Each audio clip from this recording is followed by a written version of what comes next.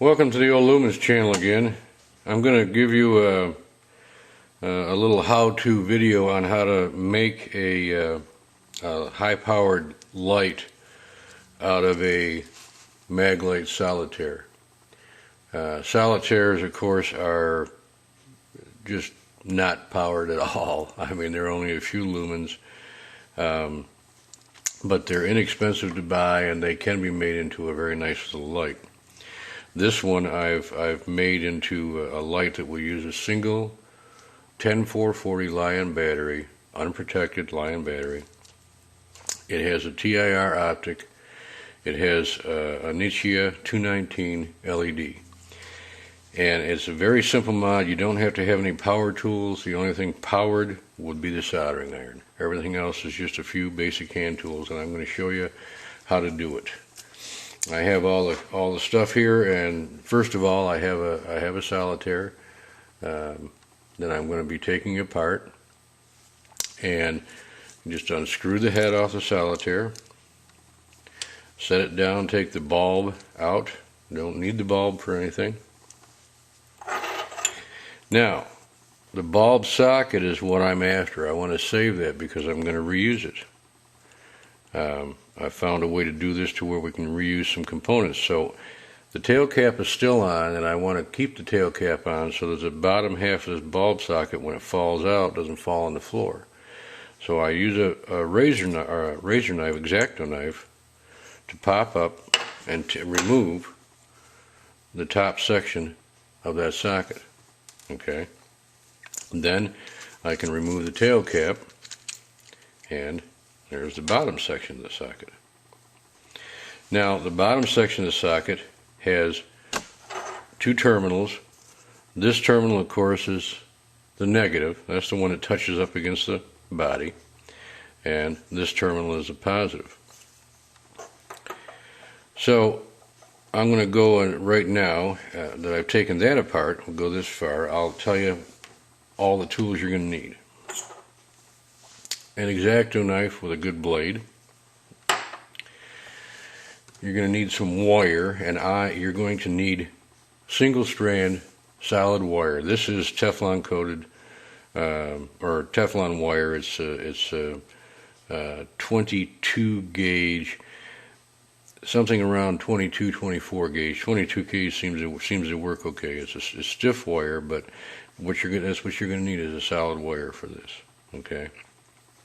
This 22 gauge wire is going to replace the prongs of the bulb, and you could get away with 24 gauge, I believe. If you can get that instead of 22, that's fine. So I have a little bit of that. I have some solder. I have 6040 Radio Shack solder, 032 diameter. I have a soldering gun, and you're going to have a soldering gun. I would recommend 40 watt over 25 watt, but whatever you have. You're going to need some sandpaper, and I'm using a sanding block. If you don't have a sanding block, I would recommend getting one for if you're going to be doing a lot of modding, because a block sure helps a lot. Okay. This is 120 grit sandpaper, bought at any hardware store. I have a pair of wire strippers. I have a pair of needle nose pliers and a pair of cutters. Okay. I also have a file, just a flat file, fine. I have the LED, and there's two things in here that are going to be, you're just going to have to go to a certain places to get them, and that's the way it is. The LED is the 219. It comes from Illumination Supply. He's the only one that I know of that has these on a 10mm star, and that's what this is all based on, is using this 10mm star because it fits in the solitaire without any playing around. And because it has, and I don't know if you can see or not, it has two holes in here, one on either side of the die, and we're going to need those for running the wires. And they fit just about perfect. Not quite, nothing's ever perfect, but they fit pretty close. I also have another specialized item, and that is the TIR optic. This comes from CN Quality Goods. in China. That's the only place I know of to get these is CNQG. You might be able to find it somewhere else. This is, and I'll write this down in the post for this, but this is like an 11.8 millimeter TIR optic, and the nice thing about it is it fits exactly over top of a 219 LED. I mean, just perfect. I don't think it was made for a 219. It might have been made for a Cree, but it just fits right over perfectly on that LED. Okay, so those are the things you got to have in order to do this mod. No power tools. This is something just about anybody can do if they have a soldering gun and they have a few basic hand tools. All right, so I've taken that little assembly apart here for the bulb socket, and I'm going to set that off to the side for a minute. Now you got to get the reflector and the original lens out of there, out of the head, and it's a real pain. I've done this one ahead of time, but the reflector pops into place, and it can be a real pain to get out. So I take an X-Acto knife and I go in and I bend the prongs out or back away from the side wall of the head. Okay, I bend those prongs off that reflector out, and then I just take a pair of needle nose pliers, reach in there and pop out that reflector, and the lens comes out. The O-ring stays in, the O-ring doesn't come out. I don't want it to come out. We use it. So we don't need that lens and that reflector anymore. We can set them off to the side. The head is now ready. I'll go ahead and show you right now that the optic is a little too big. It's the closest I've found, but it is, you can see, it sets on top. Okay, so here's where the sanding block comes in. And this is how I do it. I want to remove some of the edge. Okay, so I'm going to take the sanding block and I'm just going to sand that optic with a sanding block, and it doesn't take much. It doesn't take much sanding at all. You can see that there's a lip on this optic, and I know you can't see it with this. I just can't do close-ups with this thing. But there, of course, there's an outer lip, and basically I'm going to remove that outer lip just about all the way down to where there is no lip anymore. And as I say, I'm just going to hold it with my fingers. I'm going to use the sanding block, and I'm going to sand, okay, and I'm going to work it around and sand the whole thing. So I'm going to go ahead and do that, and we'll come back to that in a second. Okay, so I've come back and I've got that little optic sanded down. Just remove the lip, and now it fits down inside that head. Okay, and if I set something in there to hold it in place so it doesn't fall back out, you can see that it really, looks pretty doggone good. It'll work fine. So we can set the head aside. We're done with that. Now we can start working on this whole switch, or this whole bulb socket thing. What I'll do is I'll cut a couple pieces of wire that I'm going to use and strip them, and I'll get prepped for the other stuff, and I'll come back and show you. Okay, I've got two pieces of wire and I've stripped them. Now I don't want to strip them any longer than the depth of that socket, actually a little bit shorter than the depth of the socket. And I'm going to push those into the terminals that are in there, and they can be pretty tight with this 22. That's why I say 24 gauge might be better, but I want them snug anyways. So that's one, and get the other one in there, and it doesn't want to cooperate any more than that one does. So that's why the needle nose pliers. There we go. We got that one in too. Now we have two wires, and that's in the bottom part of that socket, and I need to get the top part of the socket on, but the top part of the socket doesn't want to fit. The top part of the socket's got two tiny little holes and they're smaller than the wires.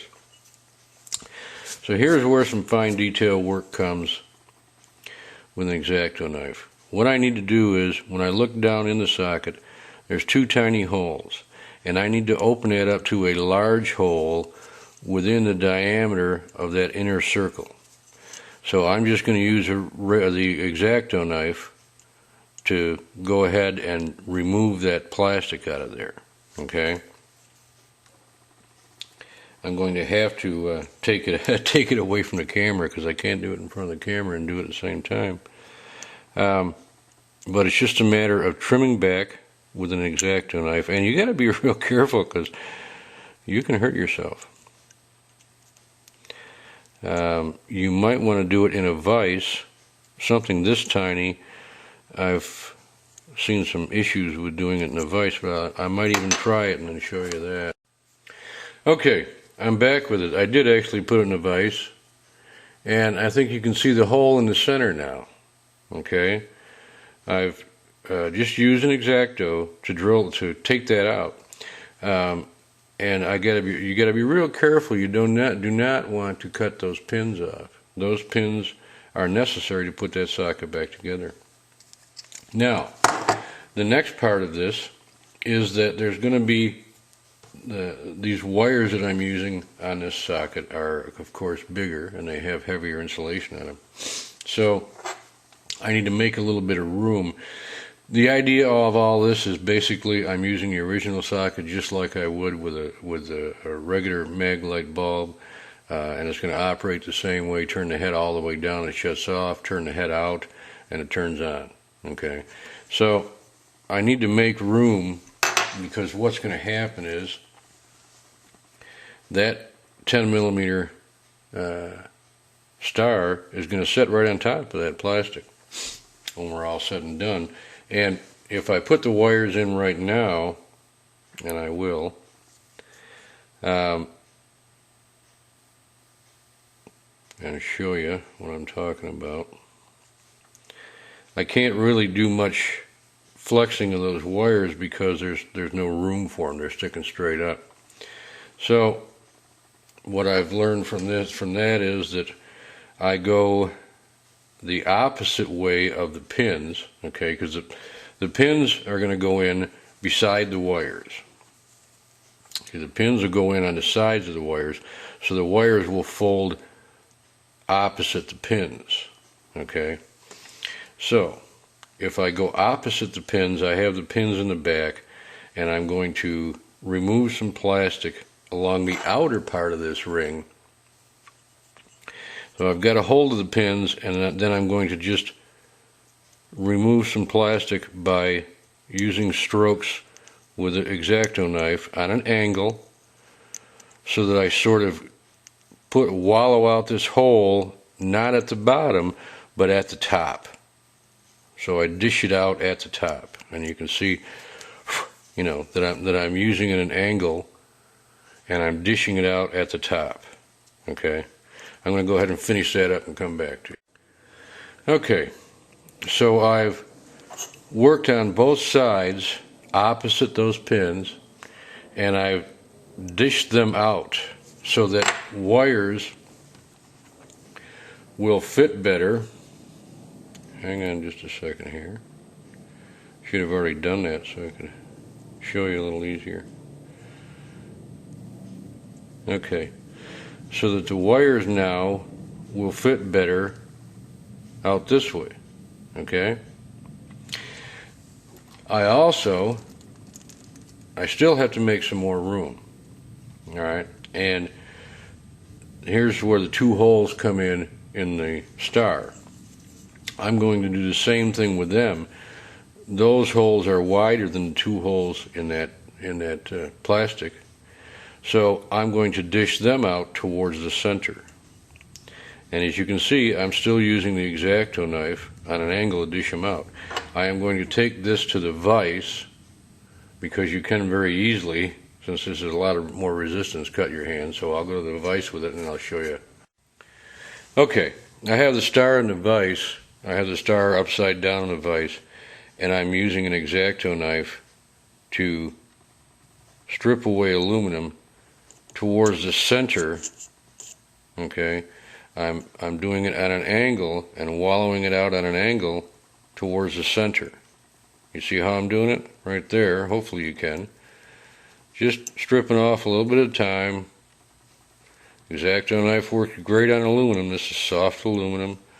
And I'll come back the other side just to work the whole thing, and I'll work this down at an angle into that hole to widen that hole out, which gives me more room for wires that are going to be coming through so that everything can still fit together. Okay, I'm going to go ahead and finish that up instead of taking all the recording time doing that. Okay, I'm back with that now, and you can see how I've wallowed out those holes towards the center of the star. That, coupled with the plastic that's been wallowed out, will allow me to hopefully be able to put the star down far enough to where the plastic can touch. And let's see if we can or not. If it has come out fairly correctly, it should, with a little bit of pressure. It's just about there. You can see I'm just about dead on that, you know, and I think it'll work that way pretty good. I may want to do just a hair more trimming with the aluminum. I'm not going to trim any more with the plastic, but I still have some room on the aluminum, and then that's what I'll probably do, is take just a little bit more towards the center. See, I'm giving enough of a hollow so that that wire fits, so there's room for the wires. That's all I'm doing. I'll go ahead and finish that up. Okay, so I've gotten this assembly all done to where it fits the way I said I want the LED to be able to, star to be able to touch against the plastic. That's all done. The stars, as you can see, the star is wallowed out pretty good, and it works. The last thing I need to do before assembly is go to the body, and the top of that socket will fit down into the body, and there is a lip where the top of the body is higher than that plastic socket. Okay, well, I want the star to be able to touch that socket. All right, touch it right down on top of it. So I need to remove some of the top of the body to where it's flush with the plastic, and we're going to do that over on the vise. Okay, I'm over on the vise now. I have the body here in the vise, and I have the plastic, the top of that socket, set in. And I'm going to take a file, okay, and I'm going to work on that. In fact, I'm going to use a little different file. I'm going to cheat since I have so many files. I'm going to use this big file, okay? And I want to try to keep it level because I want to take the body off the same. So on my first few cuts, I can see with the fact that there was anodizing here, I can see what I'm hitting and what I'm not hitting. Okay? But now that I've done a couple of cuts, I can't see anymore. So what I do is take a magic marker and mark that metal. Okay, so that my next few cuts I'll be able to see. See, now I'm cutting on this side, not that side. So I need to go over there. And then I can do the same thing again, magic marker. That way I can take it down even until I get flush with the plastic, and that's what I'll do right now. Okay, so I've gotten it to where and it only took a minute or two, but I've gotten it to where I'm flush with that plastic insert, top of that socket. So now I can go ahead on to the assembly process.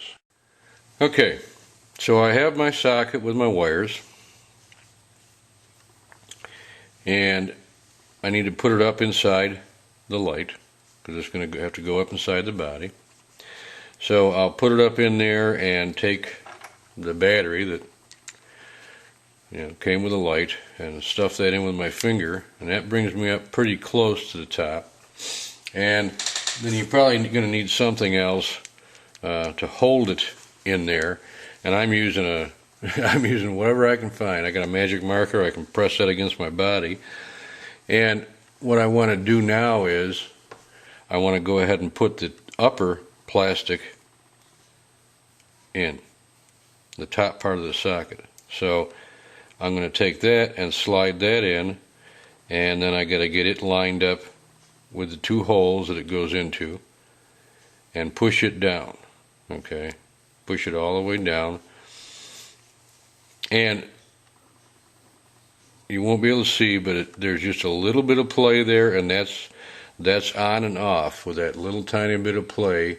It's built into it. That's when it pushes down, it's off. When it pushes up, it's on. So I can take my battery, and I'll leave my battery in there for now.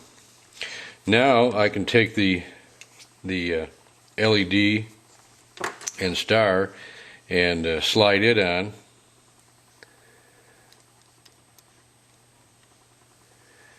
And I'm going to slide it on until it's all the way down.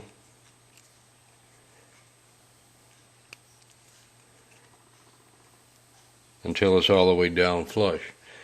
Then it's a matter of soldering. So I'm going to go ahead and get that all set up. I don't have the soldering iron on or anything, and I'll get that all set up and do that real quick. There's one step I haven't shown here yet, and I need to show. And I almost forgot about it, which is not unusual for me. The bottom part of the socket, the positive tab, is not going to be conducive to use with a 10440 because it sits sort of down in a pocket. And rather than doing an awful lot with it, what I'm going to do is I'm just going to put a bead of solder on it to lift it up and raise it up. Do that real quick, but you got to be real careful because unfortunately it's in a plastic holder and you can't take it out to do it because it goes out the other way, not come out this way. So I'm going to have to lift it up a little bit if I can.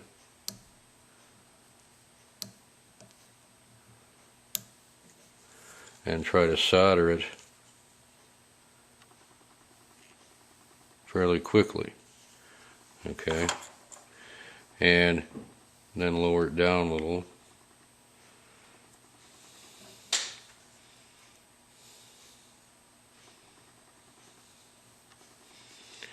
And if you don't think that's enough solder, well, you can always put a little more on. So you have a blob of solder on there that is big enough that it will contact that 10440. Worst come to worst, if you had a really super thin magnet, those little tiny magnets, you could use one of them on the front end of the 10440, but space is an issue, overall length. So anyways, that should be enough, raised enough that you should still be able to make contact with a 10440. Okay, I'm going to go on and do the rest of the soldering here. Okay, I've got the rest of the soldering.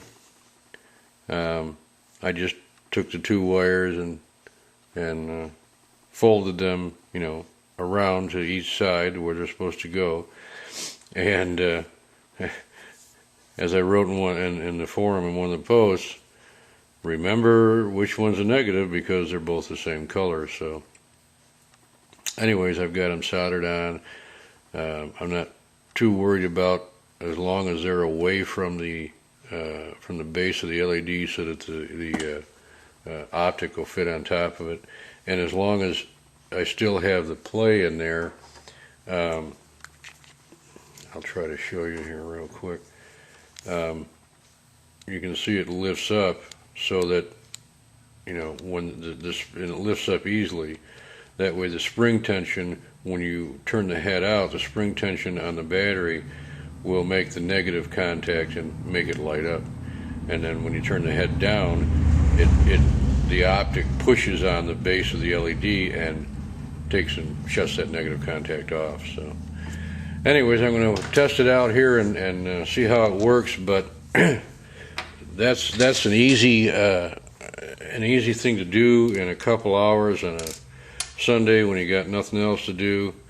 The optic sets right on top of the LED, and then you slide the head right on top of that and turn it down until it tightens. Okay, that's the off position right there. You will notice that it's not quite flush. You can see a little bit of space here on the head. That doesn't bother me any, but it's just the overall stack height of everything. Then when you put your 10440 in there and your tail cap in there, when you loosen the head, it'll automatically turn on, and when you tighten the head, it'll automatically turn off, just like a regular Maglite. Anyhow, we'll test it out and make sure it works. Okay, I don't have a 10440, you know me, all I got is NIM batteries, so I have 2 AAA batteries, alkaline batteries, and yeah, the light does work, okay, and when I turn the head down all the way tight, it doesn't light up, so it works the way it should. So like I say, that's something that anybody with a soldering gun and a couple of hand tools can do. You throw a 10440 in there and it'll draw an amp anyways, and it'll be bright.